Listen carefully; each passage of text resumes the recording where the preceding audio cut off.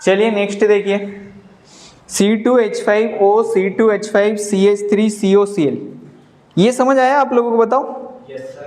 है ना, रिडक्शन किया हमने, क्या किया? रिडक्शन। ईथर का रिडक्शन करते हैं हम तो क्या बन जाता है?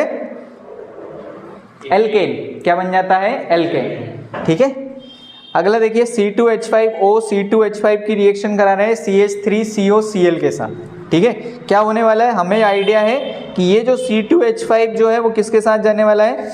Cl के साथ, और बचा हुआ जो है वो किसके साथ होने वाला है? इथॉक्सी ग्रुप के साथ, मतलब C2H5COO, या ऐसे कर लीजिए OOCCH3। ठीक है, प्लस C2H5Cl। आया क्या समझ? बताओ, आ गया? इजी है। अगला देखिए, PCl5 के साथ रिएक्शन हमने पहले भी याद कराया है, क्या याद रखना है? POCl3। क्या बनेगा? POCl3। ठीक है ना, अब POCl3 बना दीजिए सबसे पहले। तो यहाँ कितने Cl बच रहे हैं? 2। ठीक है, कितने Cl बच रहे हैं? 2 Cl बच रहे हैं, तो C2H5Cl और C2H5Cl। बताओ, O तो चला गया, ये O जो है वो चला गया POCl3 में।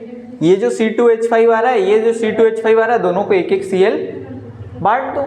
ठीक है ना, अगला देखिए, ये ब्रोमिनेशन रिएक्शन है। कौन सी रिएक्शन है? ब्रोमिनेशन, मतलब हेलोजनेशन बोल सकते हो आप। ये कौन सी रिएक्शन है? हेलोजनेशन। क्या होने वाला है? ऑर्थो और पैरा डायरेक्टिंग। ठीक है ना, ऑर्थो और पैरा डायरेक्टिंग प्रोडक्ट मिलने वाला। तो देखो, ये हो गया OCH3। अच्छा, नाम बताओ इसका। इसका नाम क्या है? एनिजोल। क्या नाम है इसका? एनिजोल। याद रखिएगा, ये वाला जो है ये हमारा क्या है? एरोमेटिक ईथर है। क्या है? Aromatic ether. अब एरोमेटिक ईथर पर हम क्या कर रहे हैं? ब्रोमिनेशन कर रहे हैं, मतलब हेलोजनेशन कर रहे हैं। क्या बना? OCH3 प्लस ऑर्थो पोजीशन पर Br और पैरा पोजीशन पर Br। ऑर्थो पर Br और पैरा पर Br। किसका? Ortho bromo anisole, para bromo anisole. Easy है। बताओ, देखो ऑर्थो पर क्या आ गया? ब्रोमो, और बाद में ये बना हुआ क्या है? एनिजोल। तो ऑर्थो ब्रोमो एनिजोल और ये पैरा ब्रोमो एनिजोल। इसमें से जो मेन प्रोडक्ट है वो कौन सा होगा हमारा? पैरा वाला। कौन सा होगा मेन प्रोडक्ट? पैरा वाला। दूसरा देखिए, एनिजोल पर रिएक्शन कर रहे हैं कंसंट्रेटेड HNO3 के साथ। किसके साथ रिएक्शन करा रहे हैं? कंसंट्रेटेड HNO3 के साथ। अब कंसंट्रेटेड HNO3 के साथ रिएक्ट करा रहे हैं, हमें पता है NO2 लगने वाला है। क्या लगने वाला है? NO2। कहाँ लगेगा? ऑर्थो पर और पैरा पर। तो देखिए, ऑर्थो नाइट्रो एनिजोल और पैरा नाइट्रो एनिजोल बन गया। ये NO2, ये पैरा नाइट्रो एनिजोल।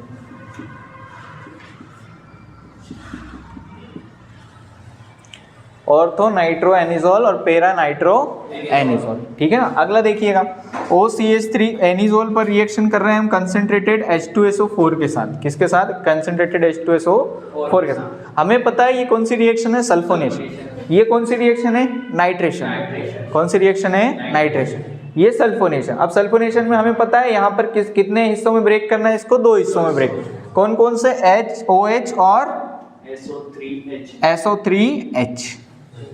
क्या क्या होगा? OH और SO3H। H2SO4 हो गया, देखो मिला के, HH2S और O4।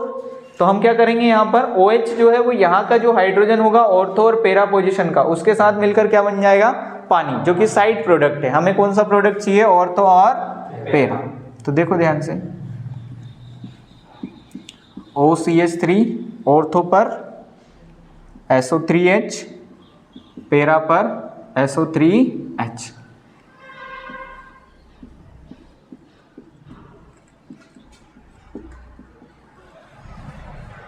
ठीक है, ऑर्थो और पैरा प्रोडक्ट बन गया। अगला देखिए, एनिजोल पर रिएक्शन CH3Cl के साथ। किसके साथ? CH3Cl के साथ। ये भी क्या देगा? ऑर्थो और पैरा। ठीक है ना, ऑर्थो और पैरा। देखो प्रोडक्ट मिलेगा हमें।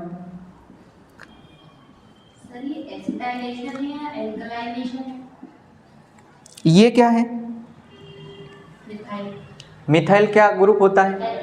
एल्काइल ग्रुप होता है, तो इसको एल्काइलेशन कहेंगे, एल्काइलेशन, ठीक है ना। ये एसाइल ग्रुप है, ये कौन सा ग्रुप है? एसाइल ग्रुप, इसको एसाइलेशन कहते हैं। तो आप खुद पहचान सकते हैं, इसको पहचानने का तरीका क्या है? ये कौन सा ग्रुप है? CH3, एल्काइल ग्रुप है। कौन सा ग्रुप है? Alkyl group. तो एल्काइल ग्रुप में एल्काइलेशन और एसाइल ग्रुप में एसाइलेशन। ये वाला जो ग्रुप है ये कौन सा ग्रुप है? एसाइल ग्रुप है, ठीक है। तो प्लस ऑर्थो पोजीशन पर CH3 और पेरा पोजीशन पर CH3।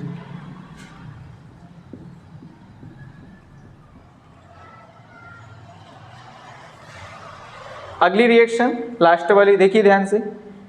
एनिजोल पर CH3COCl, मतलब क्या कर रहे हैं? एसाइलेशन कर रहे हैं। क्या कर रहे हैं? एसाइलेशन। क्या होने वाला है? ऑर्थो पर और पेरा पर प्रोडक्ट मिलने वाला है।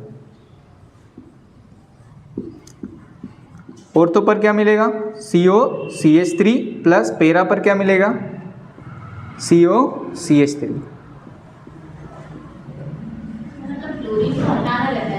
किसको हटाना रहता है?